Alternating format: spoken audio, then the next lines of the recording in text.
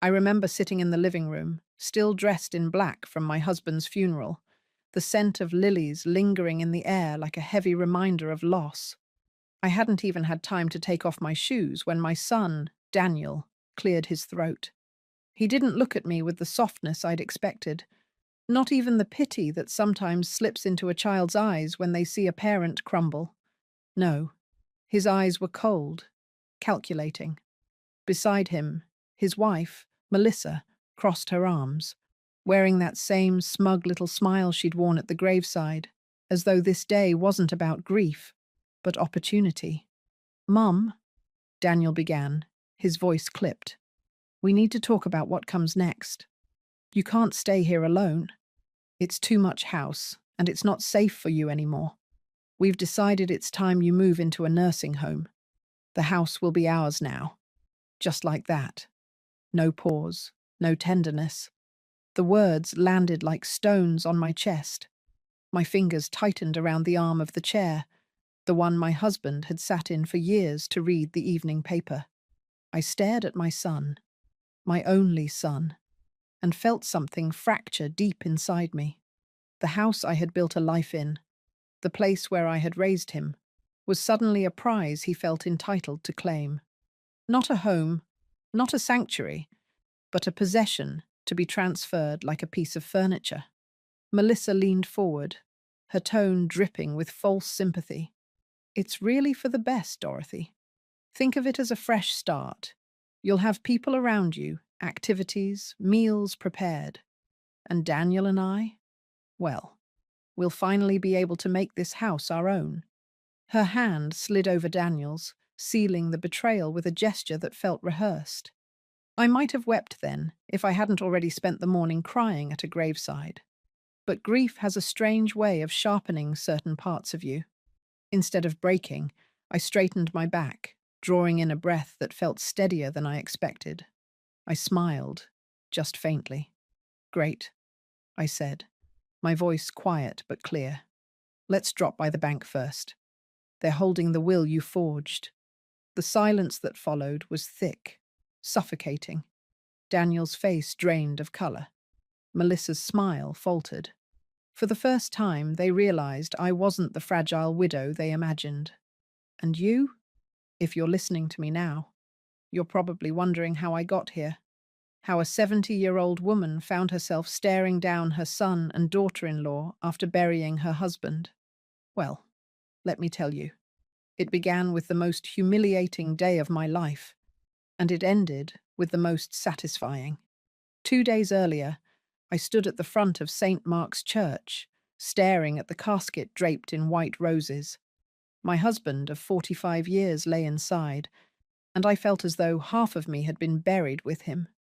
The choir hummed softly, the priest spoke of eternal rest, and yet my mind drifted to memories.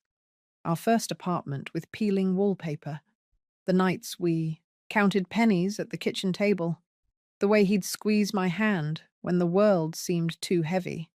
I should have been allowed to grieve in peace. But grief, I learned that day, is rarely private when vultures circle.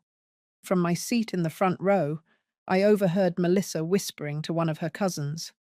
"This house is far too much for her. Daniel and I have plans. It'll be a fresh start once things settle." Her tone was hushed but triumphant, like a woman discussing a prize she was about to win. I sat frozen, my hands clasped tightly in my lap. My husband wasn't even in the ground yet, and already they were circling the spoils. I wanted to turn and silence her, but I bit my tongue. Years of being a wife and a mother had taught me patience, but never had it felt so bitter. When the service ended, mourners gathered around, offering condolences. Neighbours hugged me. Old friends pressed tissues into my palm. Daniel stood nearby, his arm around Melissa, his face solemn for the crowd. But not once did he look back at me. Not once did he ask if I was holding up. At the graveside, I lowered a handful of soil onto the casket, whispering a final goodbye. My chest ached with the weight of loneliness. Yet even in that moment, Melissa managed to twist the knife. She leaned close, her voice smooth as silk. Don't worry, Dorothy. We'll take care of everything now. You won't have to lift a finger?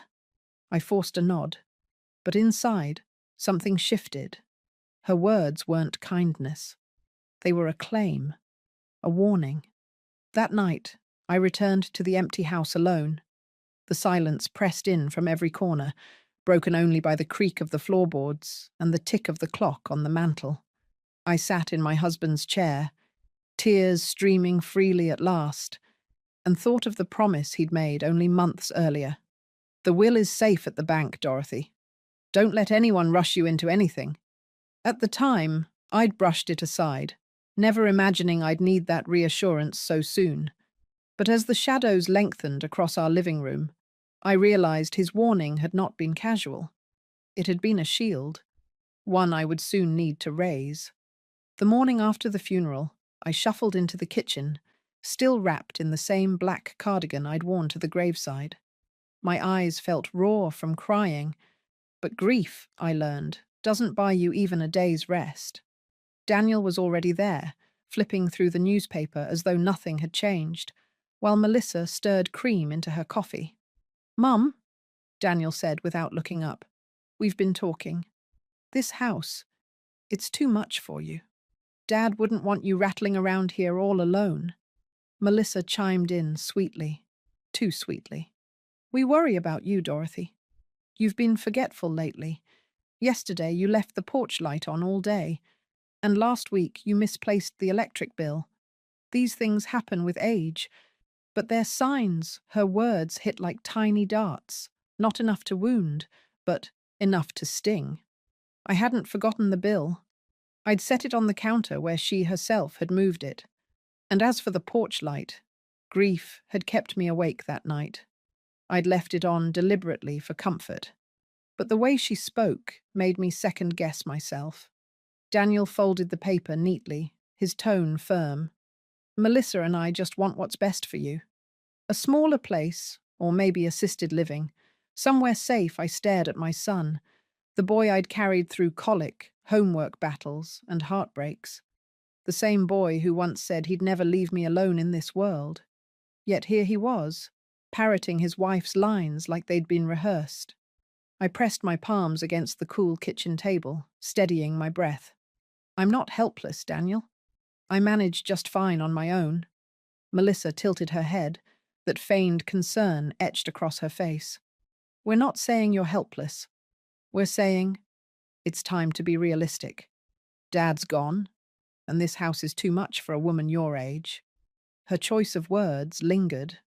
Realistic, your age. Terms that sounded like concern, but carried the weight of dismissal. I could almost hear the subtext. You don't matter anymore. You're in the way. I said nothing then. Silence can be a shield as much as a sword. Instead, I let them think I was pliable, weary, too consumed by loss to argue. But inside, I was cataloguing every word, every insinuation, every attempt to paint me as fragile. Because I had been married to a man who believed in records and receipts. And if Melissa thought she could rewrite my life with whispered lies, she hadn't reckoned with the woman who spent 45 years keeping this family together. 2 days after the funeral, I walked into the dining room to find Daniel and Melissa seated at the table with a man I didn't recognize. He wore a suit that looked too expensive for casual business, and he had a briefcase open in front of him. Papers were stacked neatly in piles, a pen resting on top, as if everything was already decided. Melissa beamed at me, that sugary smile plastered on her face. "Dorothy, this is Mr. Keene. He's here to help us with some paperwork. Just a few formalities to make sure everything is in order." I hesitated in the doorway, my hand still on the frame. Something about the way the man avoided eye contact told me this wasn't formality. It was ambush. Daniel gestured impatiently. "Come sit, Mom. It's simple. Dad made changes to the will before he passed. The house is officially ours now. All we need is your signature here, confirming you'll be moving into Fairview Assisted Living." The words burned like acid. "Fairview?" I asked, forcing calm into my voice. Melissa nodded, as though she were offering me a gift. It's a beautiful place, really. Social activities, full-time care, a library. You'll make friends, have company your own age. We already put down a deposit. Her tone was practiced, patronizing. I glanced at the papers spread before me. The top page bore my husband's name, his signature scrawled across the bottom. But something was wrong. The handwriting was stiff, uneven, nothing like the steady hand I'd known for nearly half a century. I took a seat, folding my hands in my lap. And what does this mean for me, exactly? Mr. Keene cleared his throat, his voice brisk. Mrs. Henderson, your late husband's will leaves the house entirely to your son, Daniel. In exchange, you'll have your living expenses covered at Fairview for the first year. 1 year? I echoed. Daniel shifted uncomfortably. It's generous, Mom. You'll be cared for. Melissa's smile tightened. Think of it as security. We'll handle the burdens of the house now. I stared at the document, then at their eager faces. My son avoided my gaze, letting Melissa carry the show. My husband's body was barely cold in the ground, and here they were, shoving me out of the life I'd built brick by brick. I forced a nod, masking the storm inside me. I'll need time, I said. Something this important shouldn't be rushed. Melissa's smile faltered for just a second before she recovered. Of course. But the sooner, the better. I rose from the table, every step deliberate. Let them think I was bending. What they didn't realize was that while they plotted my removal, I was already planning theirs. That night, I sat alone in the living room, staring at the papers they had laid before me. My husband's name glared up from the page, bold as a signature should be. But the handwriting was all wrong. He'd been meticulous, steady, a man who still prided himself on balancing a checkbook by hand. The scrawl on that document looked rushed, careless. My fingers traced the grooves of the armchair where he used to sit. The weight of his absence pressed on me like a stone, but beneath the grief, something sharper stirred. Suspicion. My husband had always been open about finances. We had talked, just months before, about the will being updated and secured at the bank. He'd told me, almost casually, Dorothy, if anything ever happens, don't let anyone rush you. The originals are in the deposit box. Those words now rang like a bell in my memory. He hadn't said them by accident. He'd known, in his careful way, that foresight was protection. Upstairs, muffled voices leaked from Daniel and Melissa's room. I caught fragments as I moved down the hallway. She'll cave. Give it time. The will is solid. Melissa's laugh floated down, sharp and victorious. My chest tightened, but I kept walking, silent as the house itself. In the quiet of my bedroom, I opened the drawer of my nightstand and pulled out a small leather notebook. Years of habit had made me record details others overlooked, dates of doctor visits, bank transactions, even the day Melissa accidentally misplaced my electric bill. I flipped through the pages, seeing a pattern emerge. One by one, small moments where Melissa had whispered doubts about my memory, subtle corrections, tiny seeds of incompetence planted over months. Forgetful, fragile, vulnerable. Those were the roles she'd been rehearsing for me. I pressed the notebook closed, my hand steady now. She thought grief would make me pliable, that I'd crumble under the weight of loneliness. What she didn't understand was that grief doesn't just hollow you out. It sharpens you too. My husband's warning, my own records, and my instincts all pointed in the same direction. Something was rotten, and it had been carefully arranged. I whispered into the stillness of the room, as though he could still hear me. Don't worry, love. They won't take what we built. Not like this. The next morning, I knew where I had to go. Not to Fairview. Not to their lawyer. To the bank. To the truth. The following morning, I dressed with deliberate care. A navy dress, my pearl brooch, and the coat my husband had always said made me look like a woman who means business. I wasn't going to Fairview or to Melissa's notary. I was going to the bank. The branch manager, Mr. Lawson, had known my husband and me for years. His eyebrows knit together as I handed him the key to our safety deposit box. "Of course, Mrs. Henderson," he said gently, though I caught the flicker of curiosity in his eyes. It wasn't every day that a grieving widow showed up the morning after a funeral. He led me into the small private room and placed the box on the table. My hands trembled as I opened it, but not from weakness, from anticipation.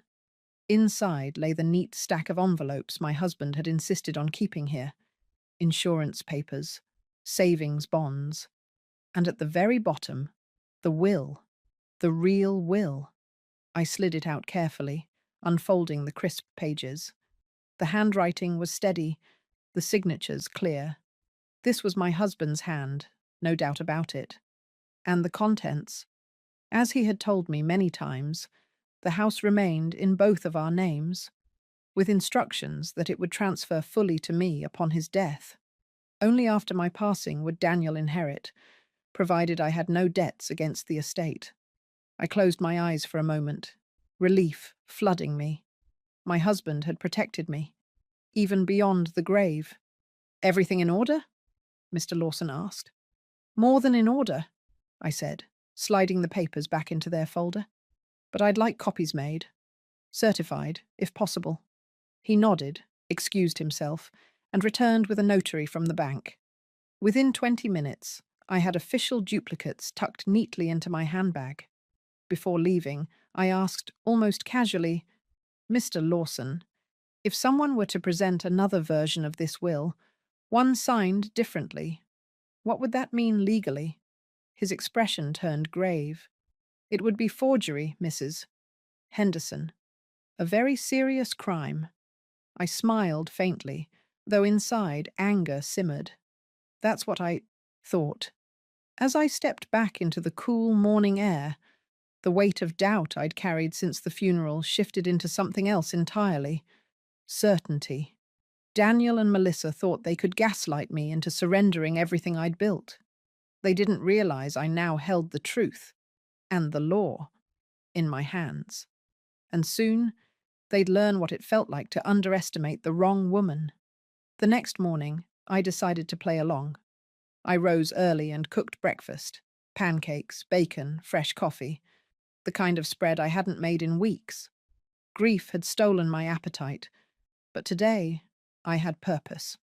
If Melissa and Daniel thought I was a frail widow, I would let them underestimate me just a little longer. Melissa came into the kitchen first, her silk robe cinched tightly around her waist. She paused, surprised. "Well, this is unusual," she said, sliding into a chair. "What's the occasion?" "Just felt like cooking," I replied, setting the plate before her. "We used to do this often, remember, Daniel?" My son appeared moments later, hair still damp from his shower. He muttered a greeting, sat down, and reached for the syrup. The silence stretched, broken only by the clink of forks on plates. I sipped my coffee, studying them both.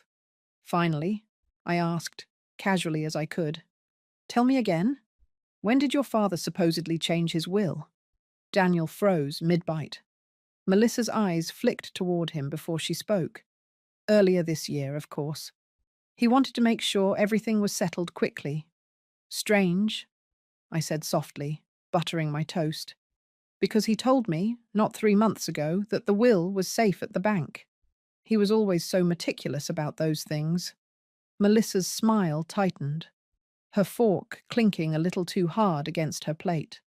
"Well, people change their minds. Maybe he didn't want to worry you. Maybe." I leaned back, folding my hands.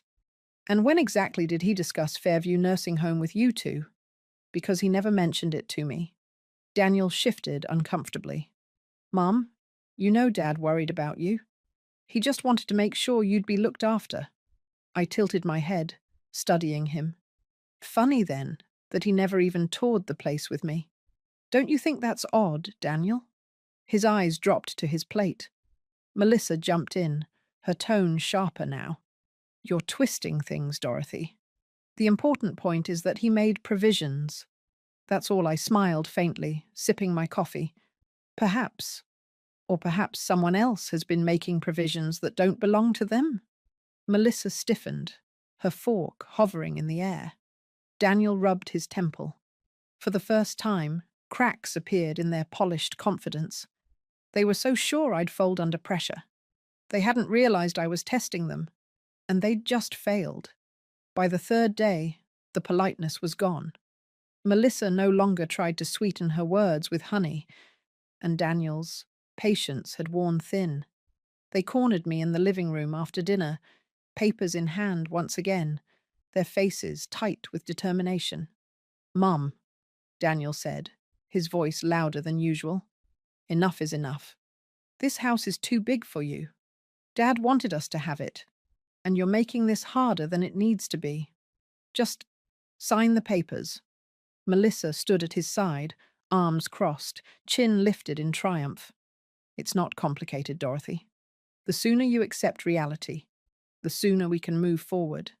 Fairview has a room ready for you. You'll be safe, cared for, surrounded by people your own age. Isn't that better than rattling around here, waiting for something to happen?" Her words sliced at me, each one meant to chip away at my confidence. But I only looked at them, really looked. My son, red-faced and fidgeting, his eyes darting anywhere but mine. My daughter-in-law, smug and unyielding, certain her plan had already succeeded. I set my teacup down carefully, the porcelain clinking against the saucer. My voice was calm, steady, a sharp contrast to their rising tempers. "And if I don't sign?" Daniel's jaw clenched. "Then we'll go to court. We'll prove you can't handle things on your own. We've talked to people, Mum. You've been forgetful. You've been confused." Melissa leaned forward, her eyes glittering. "Do you really want to drag this out, Dorothy? Everyone knows what's best for you. Why not just do the right thing?" I let the silence stretch, watching them squirm in it. Then, slowly, I smiled. Not the smile of a beaten-down widow, but the kind of smile my husband once called my warning smile. "All right," I said softly. "Let's do it. Let's go right now." "But not to Fairview." Melissa blinked, thrown off. "What are you talking about?" "To the bank," I replied. "They're holding the will you forged. I think it'll be very educational to hear what they have to say." The colour drained from Daniel's face, his bravado faltering. Melissa's lips parted, but no words came out. The silence that followed was more damning than any confession. For the first time since this nightmare began, I wasn't the one on trial. They were. The next morning, I insisted we drive to the bank together. Melissa argued at first, claiming she had other errands and that the matter could wait. But I didn't budge. Daniel, caught between her glare and my quiet resolve, finally grabbed the car keys with a muttered, "Fine. Let's get this over with at the bank, mister." Lawson, the manager, welcomed us into a private room. He looked puzzled to see me flanked by my son and daughter-in-law, papers clutched in Melissa's hand like a sword she was ready to swing. "Mrs. Henderson," he said gently, "how can I help today?" I opened my handbag and laid down the certified copies he had prepared for me the day before. "I'd like you to confirm, for my son and his wife, which of these documents is the valid will." Melissa's smile faltered. "We already have the will," she said quickly, shoving their forged version across the table. "This is the one her husband signed." Mr. Lawson adjusted his glasses, scanning it carefully. His brows furrowed. "This signature is inconsistent, and the formatting is not in line with our standard documents. Where did you obtain this?" Melissa's cheeks flushed. It was given to us by a lawyer. Dad wanted us to handle things." But Lawson cut her off, his tone clipped now. "Mrs. Henderson's husband kept his original will secured here. I notarized it myself.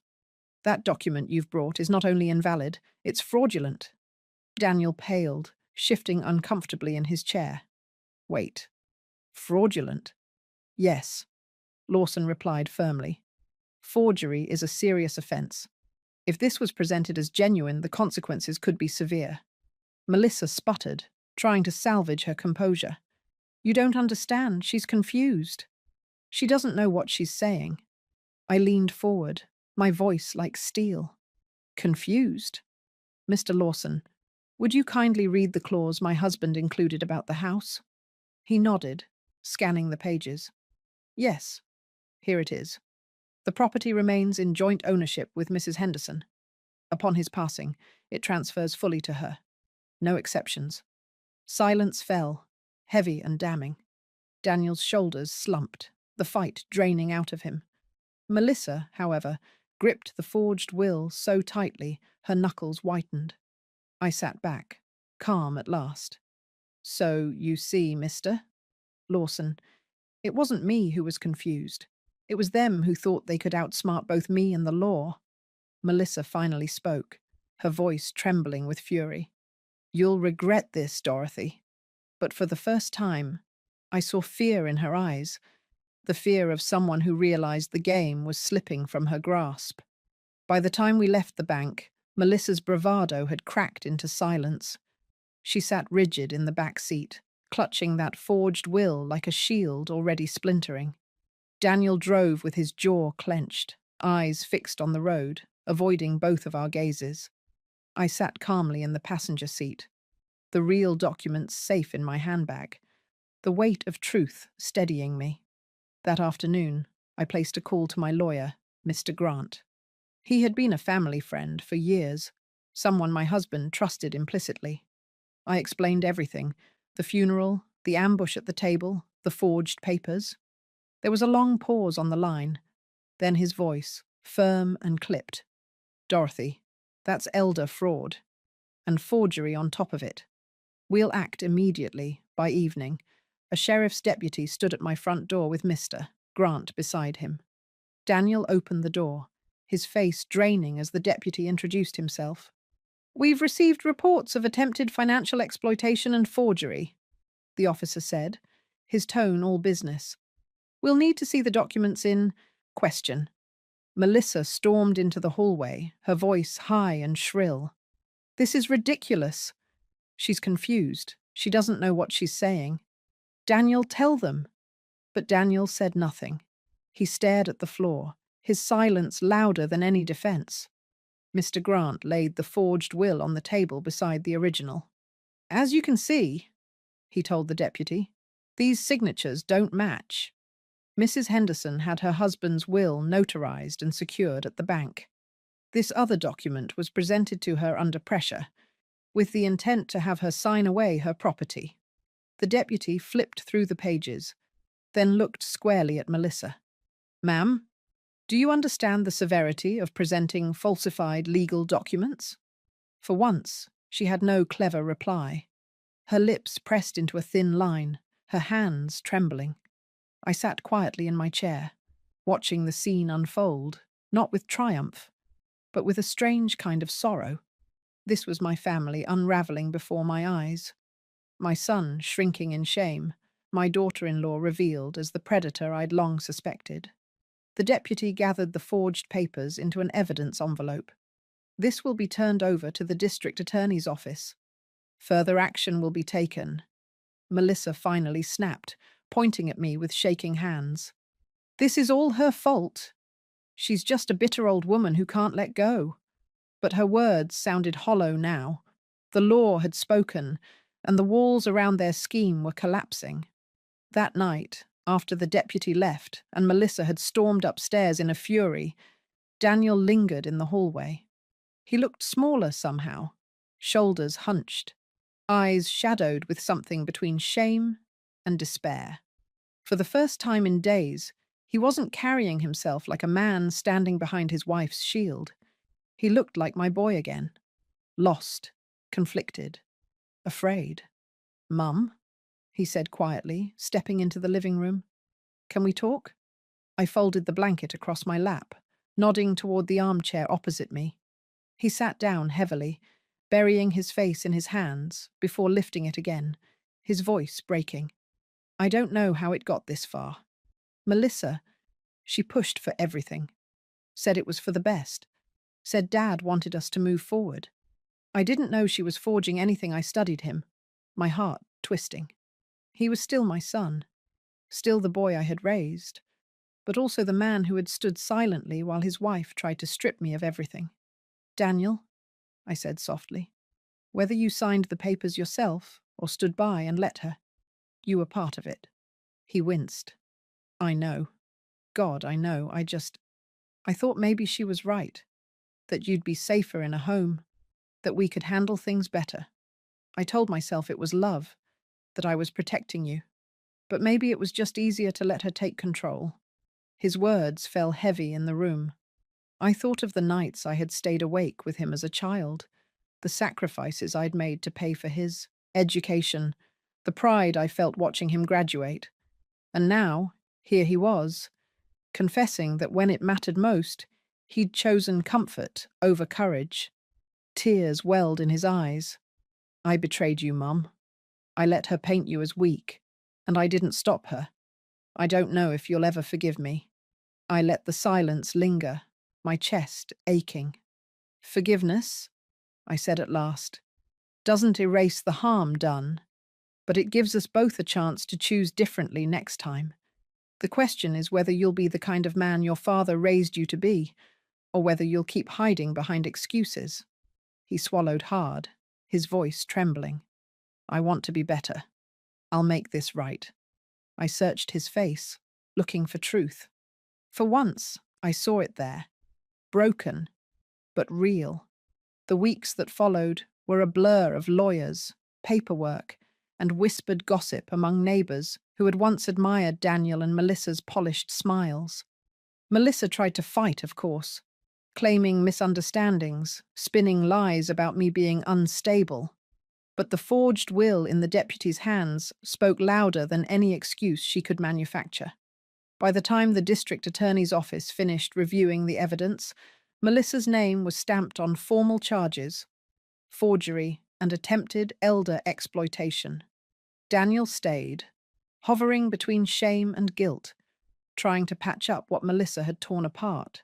He apologized again and again, sometimes in halting words, sometimes in small gestures, repairing the broken fence his father had always meant to fix, or quietly setting the table for two when I was too tired to cook. He was learning, slowly, that love wasn't about control or silence. It was about standing up, even when it meant standing alone.